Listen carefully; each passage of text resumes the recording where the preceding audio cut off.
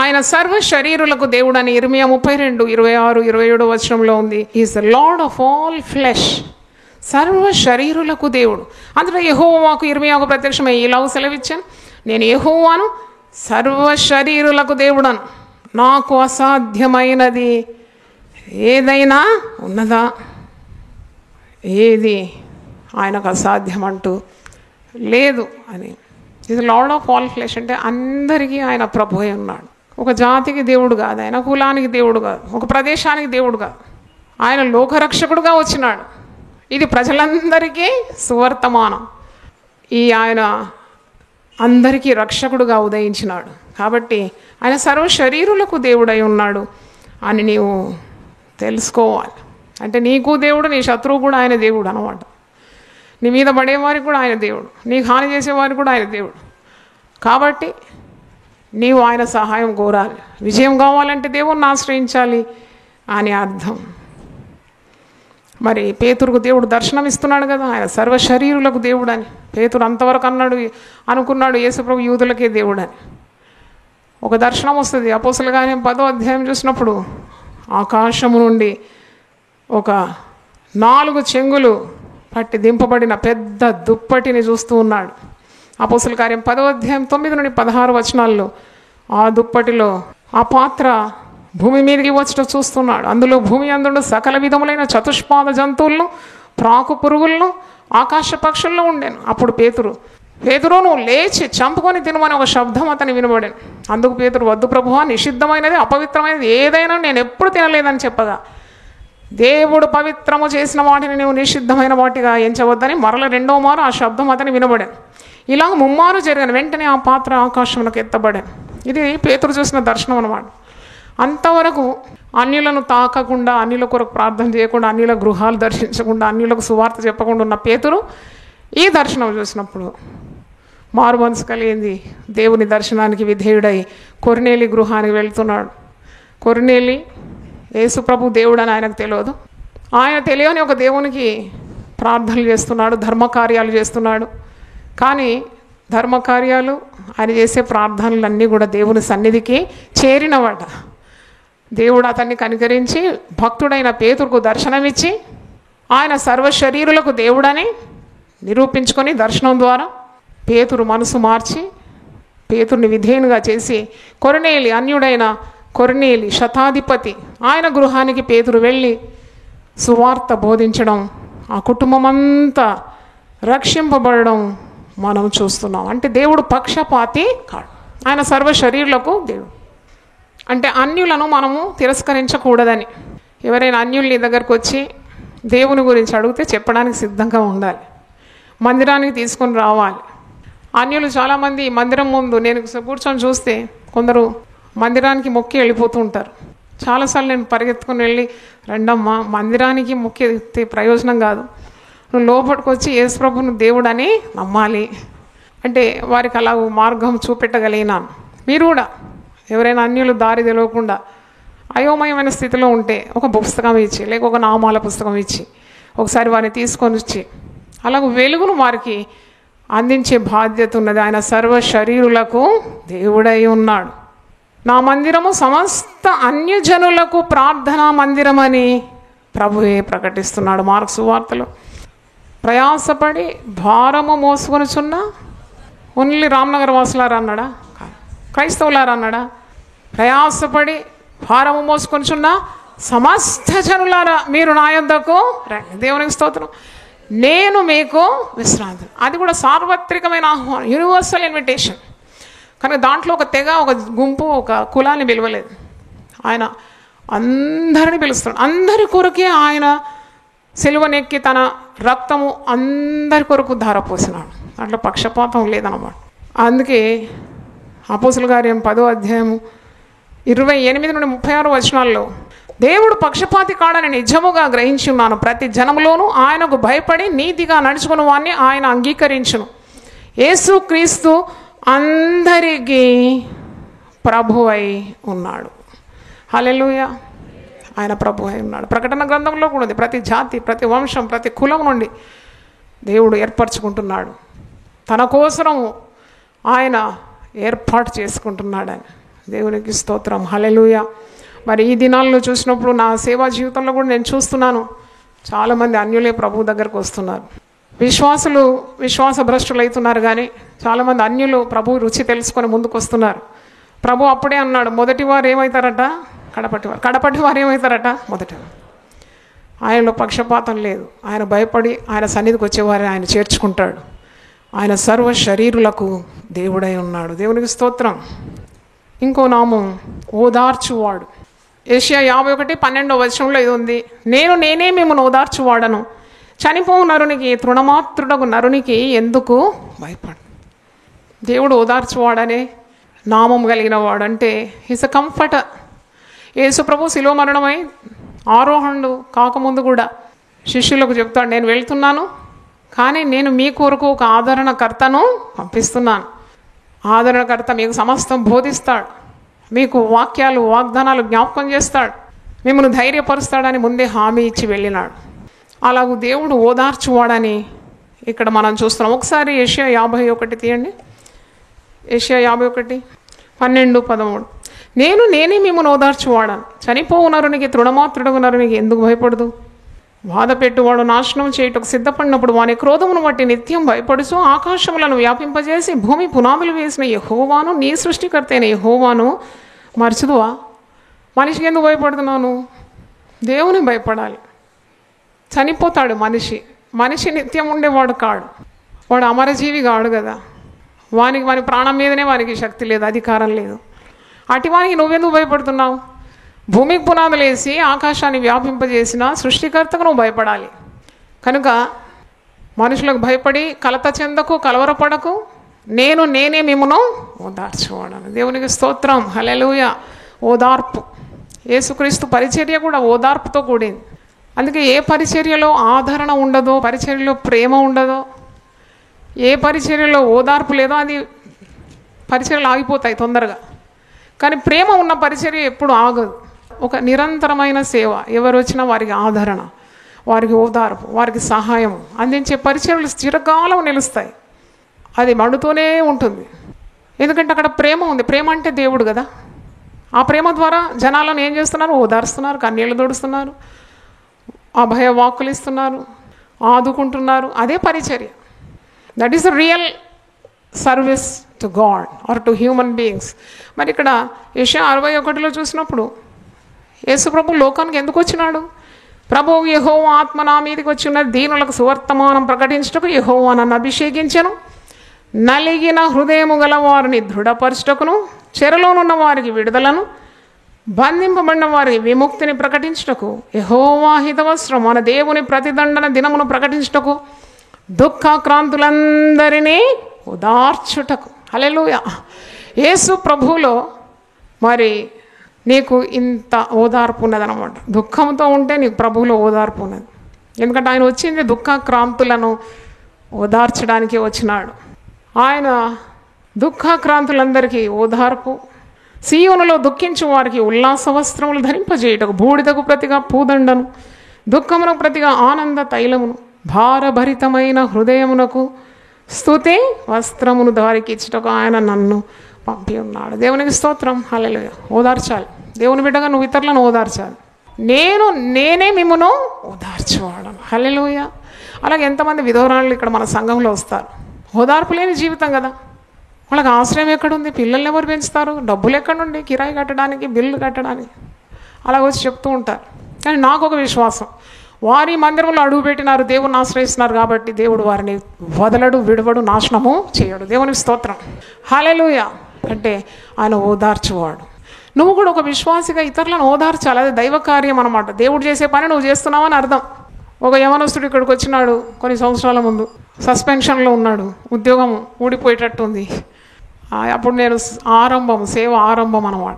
కానీ అప్పుడే దేవుడు నాకు జ్ఞానం ఇచ్చినాడు. ఎందుకంటే సేవ అంటే ఇతరులను ఆదుకోవాలి, ఓదార్చాలని అదే దర్శనం కలిగి ఉంటున్నా. అయితే ఆ యవనస్తుడు వచ్చి, నేను ఒక్కనే సంపాదించేవాని, ఇంట్లో ఉద్యోగం పోయింది, కొద్దిగా ఎలక్ట్రిక్ వైర్స్ దొంగతనం చేసినాను, ఒప్పుకుంటున్నాడు అనమాట. మరి నా ఉద్యోగం పోయింది, నాకు ఎవరు ఆధారం ఏడుస్తూ ఉన్నాడు. నేను ఆ అబ్బాయిని పిలిచినాను. పిలిచి, ఇదిగో దేవుడు ప్రతి పాపాన్ని క్షమిస్తాడు, నీకు శుద్ధ హృదయం ఇస్తాడు. నువ్వు పశ్చాత్తాపమైన హృదయంతో దేవుని వేడుకో. పోగొట్టుకున్నవన్నీ దేవుడు ఇవ్వగలడు. నీకు సంతోషం ఇవ్వగలడు, ఉద్యోగం కూడా ఇవ్వగలడు, నీకు జీవితాన్ని తిరిగి చక్క చేయగలడని పాజిటివ్ వర్డ్స్, వెలుగు మాటలు పలికి తల మీద చేతులుంచి నూనె రాసి ప్రార్థన చేసి పంపినాను. దేవుడు ఒక అద్భుతం చేసినాడు. సస్పెండ్ అయిన వ్యక్తి తిరిగి ఉద్యోగం వచ్చింది, దేవునికి స్తోత్రం. తర్వాత అతనికి మంచి వివాహమైంది, పిల్లలు ఉన్నారు. ఇప్పుడు దేవుని పరిచర్యలో కూడా వాడబడుతున్నాడు, ఒక పాస్టర్ అయిపోయినాడు. చప్పట్లు కొట్టి దేవుని స్తుతించే. హల్లెలూయా. అంటే ఓదార్పులో ఉన్న శక్తి చూడండి. When you comfort others, because there is God in comforting. నువ్వు ఇతరులను ఓదార్చి దేవుడు కార్యం చేస్తాడని. దేవుడు నీకు ఇచ్చిన నోరు జీవపు ఊటగా ఉండాలి. దేవునికి స్తోత్రం. జీవపు మాటలు రావాలి నీ నోటి నుండి. ఆమె జ్ఞానము కలిగి తన నోరు తెరుస్తుందండి. నీ నోటి ద్వారా ఓదార్పు కలుగుతుందా, ఆదరణ కలుగుతుందా, గాయాలు కట్టబడుతుందా, నెమ్మది వస్తుందా, లేకుంటే కొంపలు ఊరుస్తున్నావా? స్వపరీక్ష చేసుకోవాలి. ఎందుకంటే దేవుని స్వభావము ఓదార్చును. నేనే మిమ్మును ఓదార్చువాడను. దేవునికి స్తోత్రం. హల్లెలూయా. ఆయన గాయములు కట్టువాడు, గుండె చెదిరిన వారిని బాగు చేయవాడని వాక్యంలో చూస్తున్నాం. దేవా స్తోత్రం. అంటే ఎవరైనా అసాధ్యమైన కార్యాలు మీ దగ్గరకు వచ్చి చెప్తే, అమ్మా ఇది ఎలా జరుగుతుందంటే, వెంటనే దేవుని బిడ్డగా విశ్వాసం అనాలి, ఇది నీకు అసాధ్యం కానీ దేవునికి సమస్తము సాధ్యం. Just keep on telling positive words. ఎందుకంటే వెలుగు మాటలు నువ్వు పలుకుతున్నప్పుడు వెలుగుమయమైన దేవుడు దాంట్లో పనిచేస్తాడు, నీకు తోడు ఉంటాడు, నీ చెప్పిన మాటలకు ముద్రేస్తాడు. ఎందుకంటే తన బిడ్డలను ఎప్పుడు ఆయన సిగ్గుపరచాడు కదా. నువ్వు చెప్పి ఎప్పుడు ఓడిపో, తప్పకుండా నువ్వు చెప్పిందే జరుగుతుంది. ఎందుకంటే దేవుడు వెలుగు కమ్మని పలకగా ఏమైంది, వెలుగైంది. అది ఆదికాండం 1వ అధ్యాయం 3వ వచనంలో ఉంది. పాజిటివిటీ, లైట్, వెలుగు కమ్మని. అదొకసారి చూడండి, ఆదికాండం 1వ అధ్యాయం 3వ వచనం. దేవుడు వెలుగు కమ్మని పలకగా వెలుగు కలిగి. అంటే ఆయన రూపంలో ఉన్న మనం కూడా వెలుగు మాటలు పలకాలి.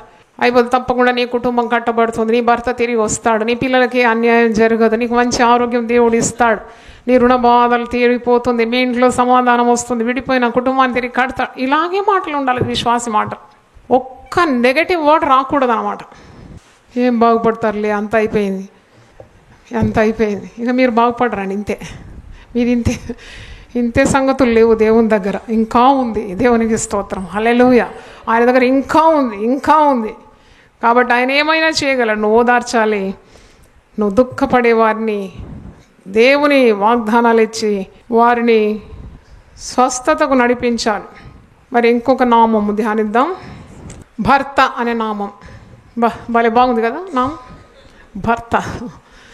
ఈ భర్త అనే నామం ఎక్కడుంది? యెషయా 54:5వ వచనంలో ఉంది. నిన్ను సృష్టించిన వాడు నీకు భర్త అయి ఉన్నాడు, సైన్యములకు అధిపతి కొని యెహోవా అని అతనికి పేరు, ఇశ్రాయేలు యొక్క పరిశుద్ధ దేవుడు నీకు విమోచకుడు, సర్వలోకమునకు దేవుడు అని ఆయనకు పేరు. భర్తలు లేనివారు ఒక్కసారి చేతులు ఎత్తండి. భర్తలు లేనివారు చిన్న వయసులో కూడా ఉన్నారు, విధవరాళ్ళు. దేవునికి స్తోత్రం. హల్లెలూయా. ఈరోజు శుభవార్త మీకు ఇస్తున్నాను. మీకందరి భర్త ఎవరు? యేసు ప్రభు. దేవునికి స్తోత్రం. ఆయన అంటున్నాడు, నేను నిన్ను సృష్టించినాను, నేనే నీ భర్తను, నా పేరు ఇశ్రాయేలు పరిశుద్ధ దేవుడు, విమోచకుని, సర్వలోకానికి నేను రక్షకుడను, పరిశుద్ధుడను అని సెలవిస్తున్నాడు. దేవునికి స్తోత్రం. భర్తలున్నా సుఖపడేవారు ఎంతమంది ఉన్నారండి. కొందరు స్త్రీలు వచ్చి నా దగ్గర చెప్తారు, అమ్మ ఉన్నా లేకున్నా ఒకటే అమ్మ అంటే, ఉండి కూడా ప్రయోజనం లేని వారు ఉన్నారు చాలామంది, ఉండి బాధపడేవారు ఉన్నారు. అట్టి వారికి కూడా ఎవరు భర్త? దేవుడే భర్త. ఇది స్త్రీలను ఉద్దేశించి మాత్రం కాదు ఈ మాట, పురుషులకు కూడా ఆయన నాయకుడు అని అర్థం, యజమానుడు అని అర్థం, శిరస్సు అనే అర్థం. ఆయన నేను నడిపిస్తాడు. ఒక భర్త ఏం చేస్తాడు? భర్త భార్యను బిడ్డలను భరిస్తాడు. అందుకే ఆ పేరు భర్త. అంటే భర్త అనే పేరుకు అర్థం ఏంటంటే, భార్యను బిడ్డలను వాడేం చేయాలి? భరించాలి. అప్పుడే భర్త ఆ పేరుకు సార్థకం అవుతుంది. You have to take care of your wife and children, then you're called a husband. ఇక్కడ తాగి వచ్చి కొట్టి ఇల్లంతా గుల్ల చేసి ఉన్నది అమ్ముకొని పిల్లలను అనాథపాలు చేసేవాడు భర్త అనే పేరుకు సార్థకం కాదు ఆ పేరు అతనికి. ఇలాగో స్త్రీలు ఎంతమంది బాధపడుతున్నారు లోకంలో. పేరుకు పెళ్ళైందంటారు, వారి వల్ల ఏ ప్రయోజనం లేదు. ఒక మంచి మాట లేదు, ఒక దయగల మాట లేదు. ఎప్పుడు కఠినత్వమే, ఎప్పుడు బాధ, హింస. ఎంత బాధపడే స్త్రీలు ఉన్నారు కదా, భార్యలను కూడా అమ్ముకునేవారు ఉన్నారట. అంటే ఆదరణకరమైన గొప్ప మాట, గొప్ప నామము దేవునికి ఏంటంటే ఆయన నీకు ఏమై ఉన్నాడు? భర్త అయి ఉన్నాడు. దేవునికి స్తోత్రం, హల్లెలూయా. అందుకే విధవరాండ్రులందరూ నన్ను ఆశ్రయించాలని ఇర్మియా ప్రవక్త తన గ్రంథంలో ప్రవచిస్తున్నాడు దేవుని మాట. విధవరాండ్రు పరపురుషులను ఆశ్రయించొద్దు, దేవుణ్ణి ఆశ్రయించాలి. దేవుడే నీకు భర్తగా ఉన్నాడు. ఆయన నిన్ను భరిస్తున్నాడు, ఆయన నిన్ను రక్షిస్తాడు, ఆయన నిన్ను కాపాడుతాడు. నీ పిల్లలకు కావలసిన మరి కార్యాలన్నీ ఆయనే చూసుకుంటాడు, నిన్ను ఆశీర్వదిస్తాడని అర్థం అన్నమాట. చాలామంది భర్తలు పోయినాక పరపురుషులను ఆశ్రయిస్తారు. దేవుణ్ణి నమ్ముకొని ఎవరైనా పాడైనరా? దేవుణ్ణి ఆశ్రయించి ఎవరైనా చెడిపోయినారా? నువ్వు దేవుని పట్టుకుంటే నీకు ఎంత సహాయమన్నా దేవుడు చేస్తాడు కదా. నువ్వెందుకు పెడదారులు పోయినావు, చెడు మార్గాల్లో పోయినావు? మరి ఇప్పుడు ఆమె పరిస్థితి చక్కబెట్టుకుందని విన్నాను. దేవునికి స్తోత్రం. నేను ఎందుకు చెప్తున్నానంటే ఆయన నీకు భర్తగా ఉన్నాడు. ఆయనలో లీనమైతే నీకు ఎంతమంది పిల్లలు కావాలండి? ఒక శారీరకమైన భర్త, 2 లేక 3. నువ్వు దేవునితోనే భర్తగా లీనమైపోతే లక్షలాది సంతానాన్ని ఇస్తాడు, నాకు ఇచ్చినట్టు. దేవునికి స్తోత్రం, హల్లెలూయా, హల్లెలూయా. ఆయన ఎంత గొప్ప భర్త. ఆయనతో నువ్వు లీనమైపోతే ఎంత జనాన్నే కంటావు కదా. అంటే ఆయన అంత శక్తి గల భర్త అయి ఉన్నాడని అర్థము. దేవునికి స్తోత్రం. పురుషులు కూడా ఈ నామం ఎత్తిపట్టి ప్రార్థన చేయాలి. ఆయన నీకు భర్తగా ఉన్నాడు, అందరికీ భర్తగా ఉన్నాడు. ఆయన ఇశ్రాయేలు పరిశుద్ధ దేవుడు, సర్వలోకానికి రక్షకుడు. ఒక పోలీస్ ఆఫీసర్ భార్య ఎంత గమండిగా చెప్పుకుంటుంది, నేను ఫలానా పోలీస్ ఆఫీసర్ భార్య అని. కానీ సైన్యములకు అధిపతి అగు యెహోవా అని అతని పేరు, నీ భర్త పేరు. ఆయన సర్వలోకానికి దేవుడే, నీ భర్త పేరు, నా భర్త పేరు. ఆయన పరిశుద్ధుడు, హల్లెలూయా. ఆయన లోక రక్షకుడుగా ఉన్నాడు. ఇంత గొప్ప బిరులతో ఉన్నవాడే భర్తగా ఉన్నాడు. కాబట్టి విధవరాండ్లు ఎప్పుడు అనొద్దు. విధవరాండ్లు అనడం కూడా నాకు ఇష్టం లేదండి. ఎందుకనాలి ఆ మాట? ఆమె విధవరాలండి అనొద్దు. ఆమె విశ్వాసురాలండి. విశ్వాసురాలు ఎప్పుడు విధవరాలు కాదు. హల్లెలూయా. విశ్వాసురాలు ఎట్లా విధవరాలు అవుతుంది? విశ్వాసురాలు తన శారీరకమైన భర్త ఈ లోకం నుండి దాటిపోయినాడు, కానీ ఆమెకు యేసు ప్రభు శిరస్సుగా ఉన్నాడు, ఆమెకు భర్తగా ఉన్నాడు. ఆమెను పోషిస్తున్నాడు, నడిపిస్తున్నాడు, సంరక్షిస్తున్నాడు, కాపాడుతున్నాడు, అవసరతలన్నీ కూడా తీరుస్తున్నాడు. ఇంటికి యజమానునిగా ఉన్నాడు, అధిపతిగా ఉన్నాడు. కాబట్టి భర్త అనే నామం మనకందరికీ, స్త్రీలకైనా పురుషులకైనా అది యోగ్యమైనది. భర్తలు ఉన్నవారికి కూడా యోగ్యమైనది. కొందరు భర్తలతో అలుగుతూ ఉంటారు. ఆయన ఈరోజు ఒక్క మాట నాతో మాట్లాడలేదండి. ఏంటంటే మాట్లాడకుంటే నువ్వు దేవునితో మాట్లాడు. ఆయన మాట్లాడలేదండి, మల్లెపూలు తేలేదండి, చీర తేలేదండి, అయ్యో ఆయన నేను బాగున్నాను ఆయన మెచ్చుకోలేదండి, ఇన్ని పనులు చేస్తే ఒక్క మంచి మాట అనలేదండి. ఎందుకమ్మా? ప్రభు మెచ్చుకొనివాడు ధన్యుడు. దేవునికి స్తోత్రం, హల్లెలూయా. ఒక మానవుడు నిన్ను ప్రశంసించాలని, నిన్ను పొగడాలని, నిన్ను ప్రేమించాలని, నిన్ను ఆదుకోవాలని కాకుండా లిఫ్ట్ యువర్ సెల్ఫ్ హయ్యర్, ఇంకా హయ్యర్, ఇంకా పైకి ఎగరాలి. నువ్వు పక్షిరాజు వలె రెక్కలు చాపి పైకి ఎగరాలి. దేవానికి స్తోత్రం. నేను నీకు దగ్గరగా ఉంటా, నిన్ను హత్తుకుంటాను. నువ్వు నా ప్రియుడవు, నా స్నేహితుడవు, నా భర్తవు, నన్ను ఓదార్చువాడు. నువ్వు ఉంటే నాకు చాలు. హల్లెలూయా, హల్లెలూయా. నేను ఒక్కొక్కటి చదువుతుండగా చేతులెత్తి దేవుని మనం కొనియాడదాం. హల్లెలూయా, స్తోత్రం, స్తోత్రం. సర్వ శరీరులకు దేవుడు స్తోత్రం, స్తోత్రం, స్తోత్రం. ఓదార్చువాడు స్తోత్రం, స్తోత్రం, స్తోత్రం. భర్త స్తోత్రం, స్తోత్రం, స్తోత్రం. హల్లెలూయా. ప్రార్థన చేసుకుందాం. హల్లెలూయా, హల్లెలూయా. స్తోత్రం, స్తోత్రం, స్తోత్రం, స్తోత్రం. ప్రభువా, ప్రతి ఒక్కరు కూడా మీ సమస్యలను మరి దేవుని సన్నిధిలో పెట్టండి. నీ యొక్క భయాలను ఆయన సన్నిధిలో పెట్టు, బలహీనతలను ఆయన సన్నిధిలో పెట్టి ప్రార్థన చేయి. ఆయన నీ పట్ల యుద్ధం చేస్తానన్నాడు, నిన్ను ఓదారుస్తానన్నాడు. ఆయన నీకు దేవుడని చెప్పినాడు, ఆయన నీకు భర్తగా ఉంటానని సెలవిచ్చినాడు. శత్రువుల పన్నాగాలన్నింటినీ కూడా ఆయన నిష్ఫలం చేస్తానన్నాడు. బల్యము తెగ నరుకుతానన్నాడు, విల్లు విరుస్తానన్నాడు, యుద్ధములు మానుతానన్నాడు, యుద్ధరథములను అగ్నిలో కాల్చివేస్తానన్నాడు. నేను సర్వ శరీరులకు దేవుడను, నేనే ఓదార్చువాడను, నేను నీ భర్తను అని సెలవిచ్చినాడు. దేవునికి స్తోత్రం. హల్లెలూయా, హల్లెలూయా. గొప్ప దేవా, నువ్వెవరివో మేము తెలుసుకున్నాం, నీ స్వభావం తెలుసుకున్నాం, నీ గుణము తెలుసుకున్నాం, నీ ప్రేమను తెలుసుకున్నాం, నీ కాపుదలను మేము తెలుసుకున్నాం. ఆయన ఎంత యుద్ధశూరుడవో తండ్రి, ఎన్ని పరాక్రమ కార్యాలు నీ బిడ్డల పట్ల చేయగలవో, ఎంత కాపాడగలవో నాయన, ఎంత పోషించగలవో, ఒక భర్త వలె ఆదుకుంటానని కూడా సెలవిచ్చినావు నాయన. నీకు స్తోత్రం తెలుసున్నాను దేవా. ఈ యొక్క వాక్యం విన్న ప్రతి ఒక్కరి హృదయంలో మీరే ఈ వాక్యం నాటి నూరంతల ఫలము దయచేయమని ప్రార్థిస్తున్నాను.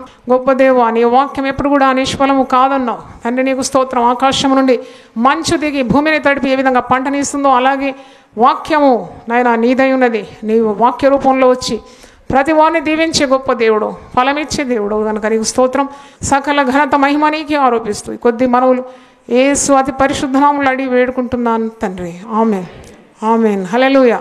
దేవుడు మనల్ని సమృద్ధిగా దీవించును గాక. ఆమేన్.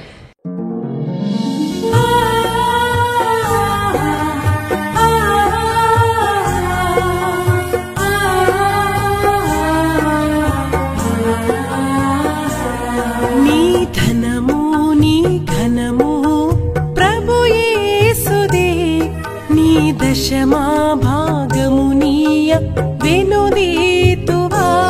నీ ధనము నీ ఘనము ప్రభు యేసుదే, నీ దశమా భాగము నీయ వెనుదీతువా.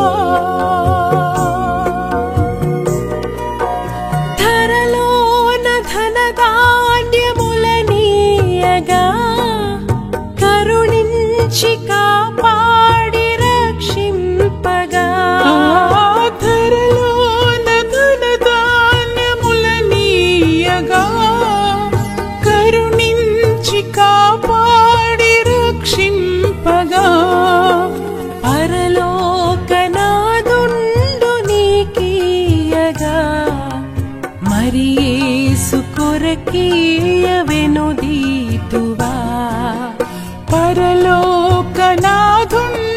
నీకీయగా మరి యేసు కొరకీయ వెనుదీతువా. నీ ధనము నీ ఘనము ప్రభు యేసుదే, నీ దశమా భాగము నీయ వెనుదీతువా. పాడి పంటలు ప్రభువు నీకీయగా కూడు గుట్టలు నీకు దయచేయగా. పాడి పంటలు ప్రభు నీకీయగా కూడు గుట్టలు నీకు దయచేయగా. వీడంగ ప్రభు యేసు నామంబును గడువేల ప్రభుకీయను క్రైస్తవా. వేడంగ ప్రభు యేసు నామంబును గడువేల ప్రభుకీయను క్రైస్తవా.